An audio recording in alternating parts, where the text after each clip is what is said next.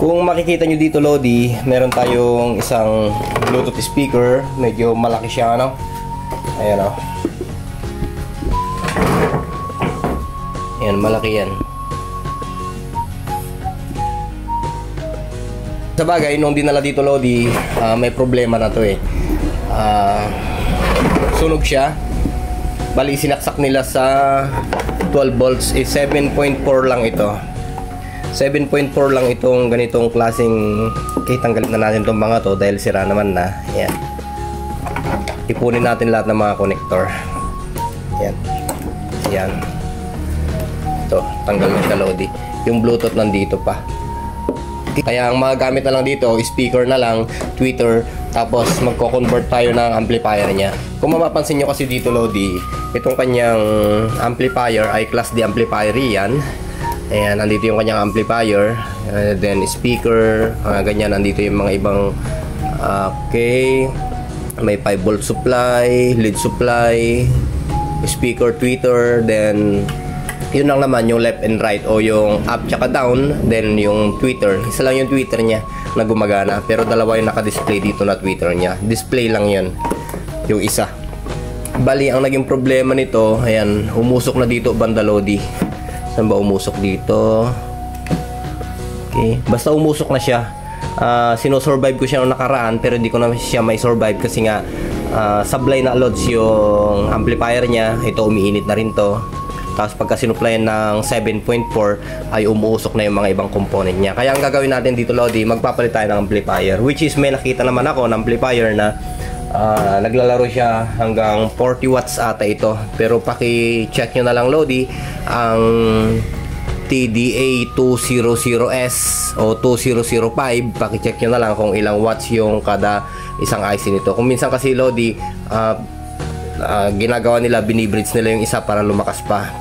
Yun nga, kung pwede ba yung palitan ito mga hi-fi speaker, yung mga malaki yung diameter niya pero yung mga magnet niya maliliit, tapos napakalakas nila. Maliliit lang yung mga yan pero malalakas. Di ako nagkakamali, nasa 4 ohms yung speaker na yan eh. 4 ohms siya. Then yung watts niya naglalaro hanggang 50 siguro, mga ganyan. Pero yung sinasabi nila 1,500 pataas, eh hindi totoo, promo lang yun, Lodi. Okay? So ngayon, Lodi, ang gagawin ko dito, bali itong buo na to, yan, gagawin natin siya, papalitan natin ng kanyang amplifier. Yung mga iba siguro mga wirings dito, itatabi na lang natin. Itong mga to, bunutin na lang din natin itong mga to, yung mga nakadikit ng glue. Yan, tanggalin na lang kasi sunog naman na rin itong mga to eh. Naitap nila sa 12 volts to. Kaya pagka yung mga gamit o appliance na mga ganito na naisasaksak sa 12 volts o nairerekta sa 12 volts ay talagang maraming masisira, Lodi. Okay? Yan.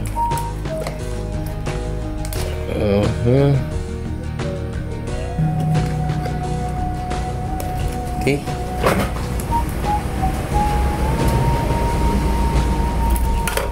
Ngayon, para may pagpatungan tayo habang nag-DIY, tanggalin natin itong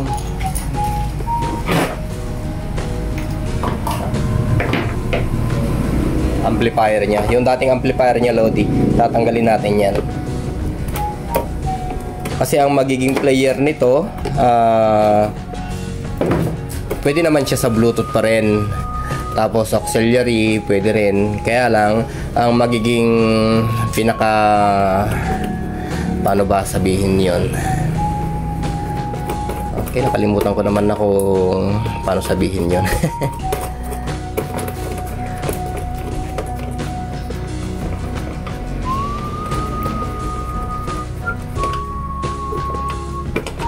Bali, B8 sound card yung gagamitin natin dito, Lodi, para paglaro pa rin tayo ng mga audio. Yung B8 sound card na yun, i-connect din sa cellphone, mga ganyan, para magamit-gamit din. Ito, mga to, bali magiging patungan na lang ng B8 sound card yan. Ito, tinanggalan natin, Lodi. Ayan. Sa mga may amplifier Lodi na mayroong 50k, may ibang klase man yan na potentiometer, pwedeng gamitin to. Ayan o, mga 50k. Pangkaraniwang ginagamit yan lalo na sa volume control, sa mga microphone, ganyan.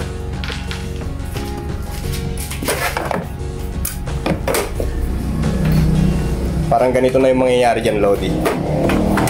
Yan. Nakaganyan na yan. Pero bibili siya ng B8 niya. Kasi sira na to eh. Umaandar pa naman. Kaya lang, wala na yung mga slider niya. Tsaka kung ano-ano pa. Okay. Ngayon, Lodi, makikita natin sa amplifier na to. May mga guide naman na siya. Makikita nyo dito. Ayan o. Ground, plus 12, then ground. Tapos kung ano-ano pa. Tapos mayroon din siyang diode dito. Ayun, maganda yung diode na to dahil pwede tayo mag-tap dito sa gitna para kahit magkabaliktad yung kabit ng baterya ay hindi masusunog yung itong amplifier. Gagamitin natin siguro ito sa gitna. Ayan, itong rectifier na to. Tapos meron siyang 3,300 microfarad na capacitor, 16 volts. So ibig sabihin pwede sa 12 volts yan. Ayan, kahit sabihin natin meron siyang AC input kasi dumadaan pa yan sa transformer eh. Nung nakakalagay pa siguro ito kung saan siya ginamit, may transformer yan at di kuryente ito nung araw. Pero yung output niya rin sa transformer ay nagiging 12 volts lang siya. Okay? May makikita tayo dito, R-in, L-in, ganyan. Ibig sabihin ito yung input para sa low audio. Ayan. Ganyan. Tapos may makikita ka rin dito, Lodi. Andyan na siya eh. Magko-connection ka na lang dito eh. Maganda nga yung mga gantong amplifier kit nung araw dahil may guide ka na rin. Sa bagay, sa ngayon naman din, Lodi, yung mga nabibiling amplifier kit ngayon ay mayroon kang guide. Hindi nawawala yun. Okay? Ito, meron tayong R. Ibig sabihin, sa speaker yan. Then L sa speaker. Then, ayan. Left speaker, then right speaker. Okay, meron ding L tsaka R dito, tsaka 12. Hindi ko alam kung ano yung binunot nila dito. Ayan. Ito siya. So, ngayon, Lodi, subukan nating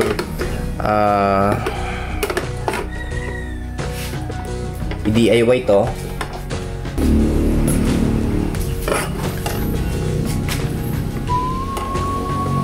Sa mga DIY Lodi, sa mga gantong amplifier kung minsan kahit hindi ka na dumaan dito sa diode, pwede mo nang rektahin dito sa malaking capacitor. Ito oh. Ito, dali lang. Itulak lang natin para dumikit sa board para hindi gumagalaw.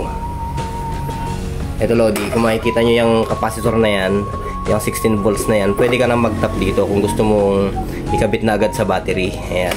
Kunin mo yung positive ng capacitor, then yung iba pang linya ng capacitor. Ayan, para masundan mo rin siya. Ito. Mag-tap ka ng dalawang wire niyan. Para yun yung ikakabit mo sa baterya para umandar din yung unit o yung module na yan. Pero sa atin siguro, subukan muna natin dito. Ayan, sa gitna. Para kahit magkabaliktad yung ikakabit natin na battery ay hindi masusunog yung amplifier. Mas safe, ibig kong sabihin. Papadaan natin sa rectifier diode. Okay. Subukan muna natin to, Lodi ah. May guide naman yung gagamitin nating wire, which is mayroon siyang guhit, may stripe siya na kulay puti. So, sabi ko nga, Lodi, kahit magkabaliktad, ayan o, kung nakikita nyo dito sa may rectifier diode, ayan, mayroon siyang AC. Ayan. Diyan nilalagay yung transformer ng araw. Tapos kabilaan ay positive negative na. Kaya dito tayo sa gitna. Kunwari, magbabalat kayo yung baterya. Kahit baterya yung gagamitin natin, magbabalat kayo lang siya na AC. Kunwari lang yun. Okay.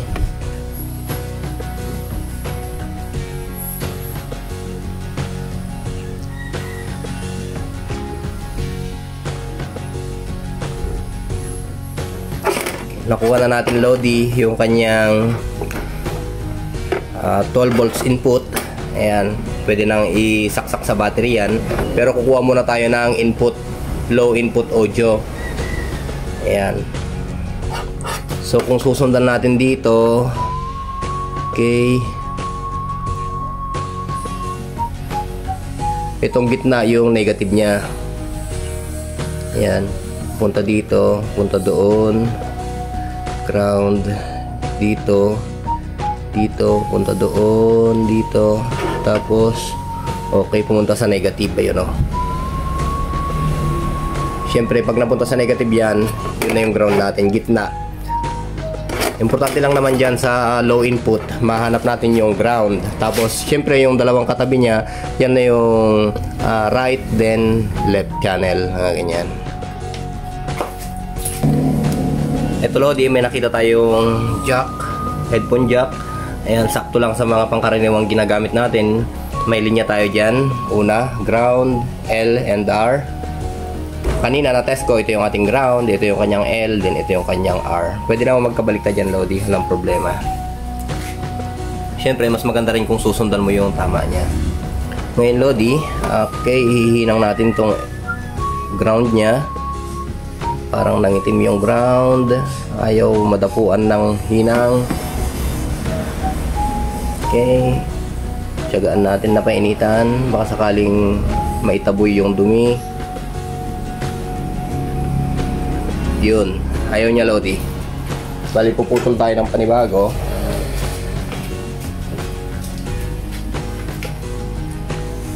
Yan, para mahanap natin yung malinis na copper wire. Sabay na natin yung tatlo. Okay, yun. So, hindi pumasok yung unang cutting kanina, Lodi, dahil madumi. Kaya nagpanibagong putol tayo at nakita natin yung malinis na copper wire. Yan, didikitan na ng panghinang yan.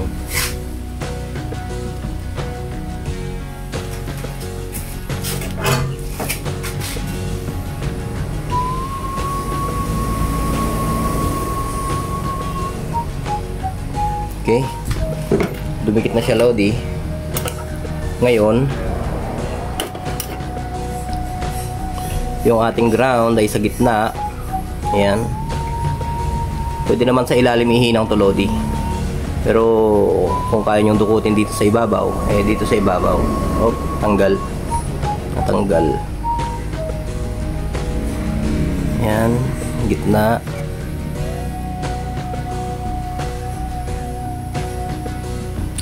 Ground. Okay, ulit. Hininig ah. Wala na.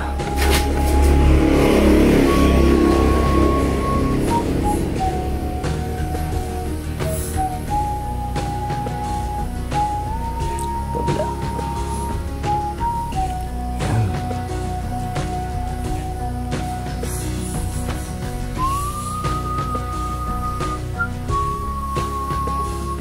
Okay.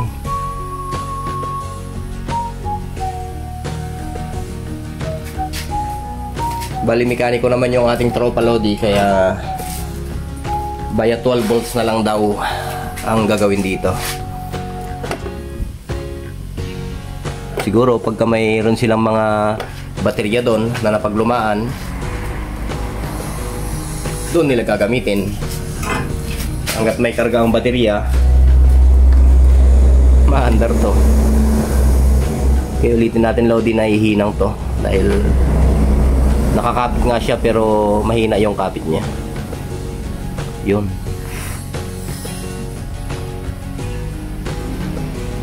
Yun, lumakas na siya. Mamaya papatakan natin yan para tumibay. Para kahit magalaw-galaw, hindi siya humiwalay.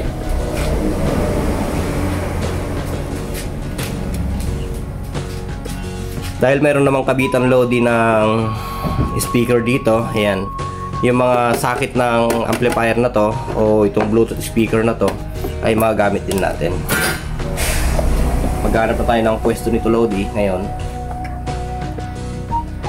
Okay, dito siguro pwede yan.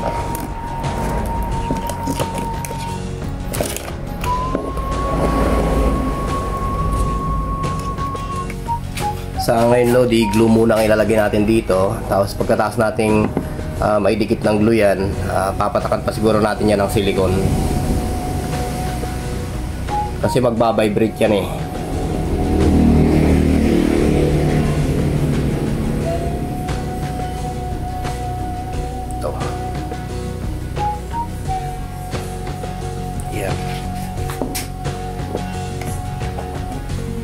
tapos ang magiging vibrate niyan.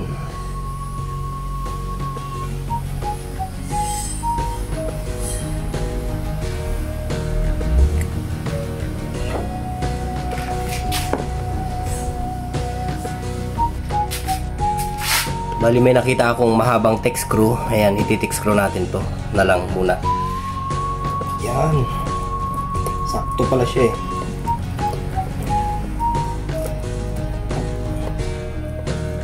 Yun o. Sakto yung tech screw, Lodi.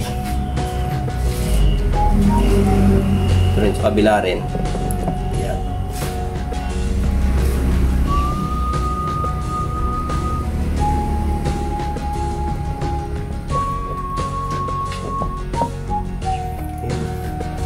Tibay na siya, Lodi. Kahit hindi na natin siya lagyan ng additional na glue yan.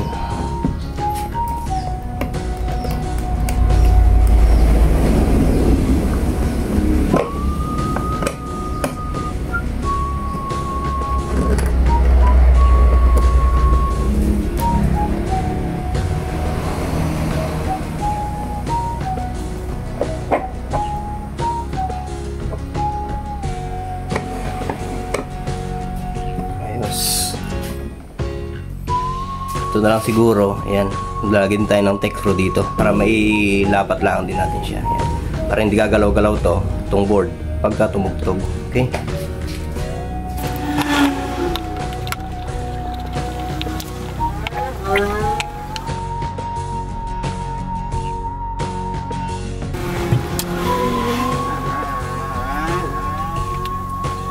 Ngayon, Lodi, maghanap tayo ng speaker. Hanapin natin kung saan yung mga speaker nya. Okay, ito yung isang speaker. Ito kaya.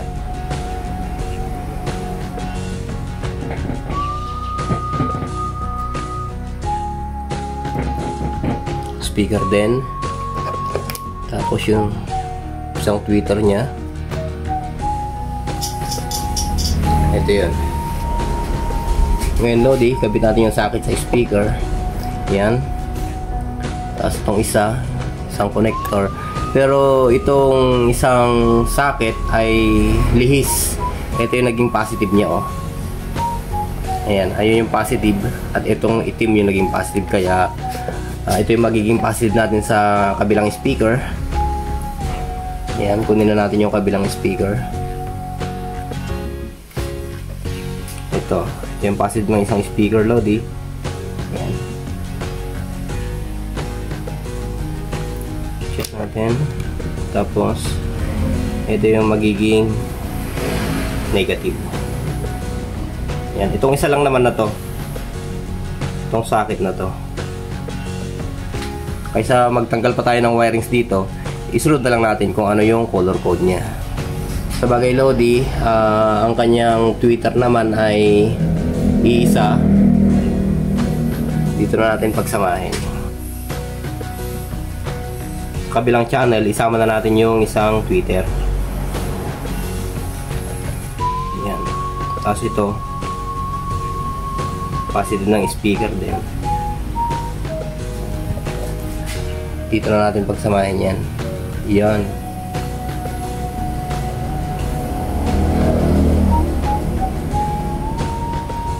Itong negative, dito na rin to.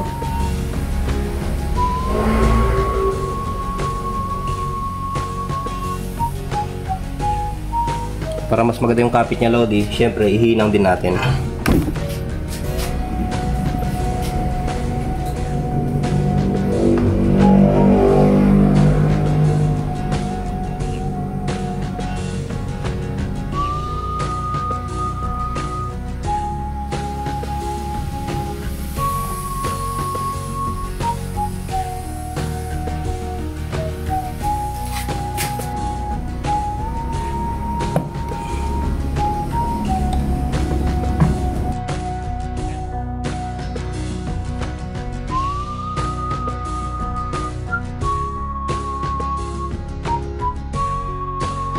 Ngayon, Lodi, gagawa tayo ng dadaanan ng headphone jack para sa tutusukan niya ng ating processor o kaya yung B8 sound card. Okay? Dito na natin siya bubutasan, then papasok natin tong 3.5 jack at hindi pumasya. Luwagan na natin ng konti loading. Okay, medyo mahirap-hirap ipasok. Ayan, okay na siya, loads. Dikitan lang natin to Lodi para hindi siya mahila. Ngayon Lodi, bali magagawa tayo ng butas dito sa likod para sa iipitan o paglalagyan ng siyempre yung mga wire natin para dun sa battery,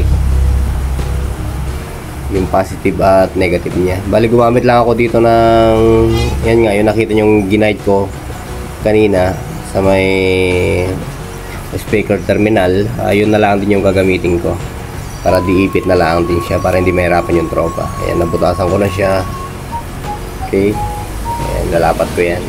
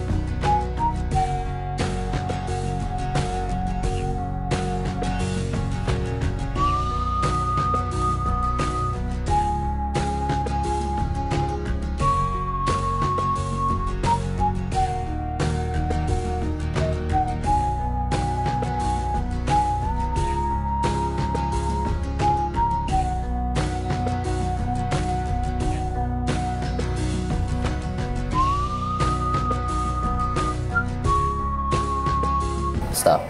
5 loads di tornilyo na. Screw.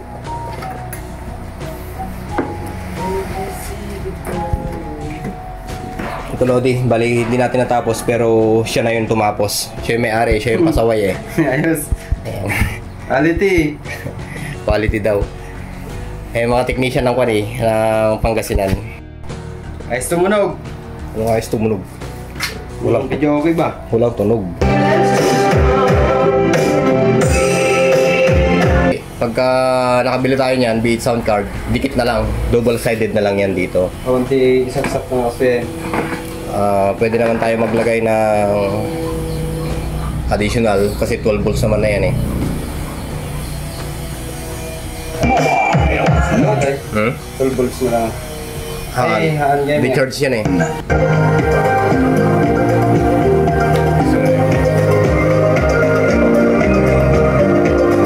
Bakit mo kas tayo?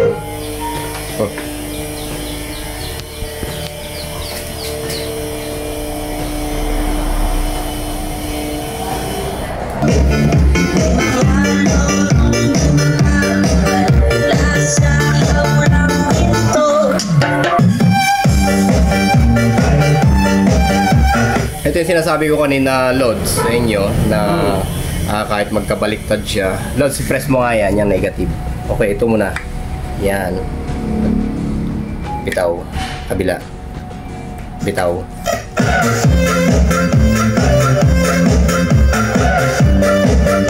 Kabila. Sige. Ini. Ulit Lods. Yan. Okay, bitaw. Sobrang ko lang.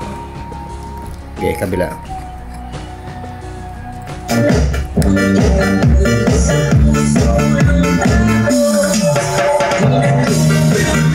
Tapos 12 volt tayo na rin siya, Lodi. 12 volts, 13.8.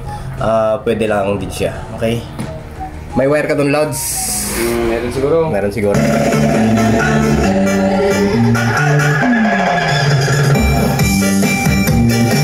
Tapos ito, pwedeng isaksak dito. Yan. Basta ang saksakan lang dito, headphone or headset.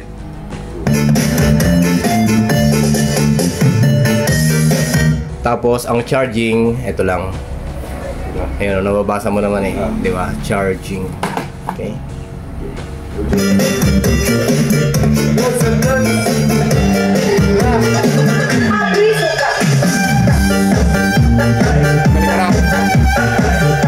Kahit magkabaliktad na yan, hindi na masusunog yan.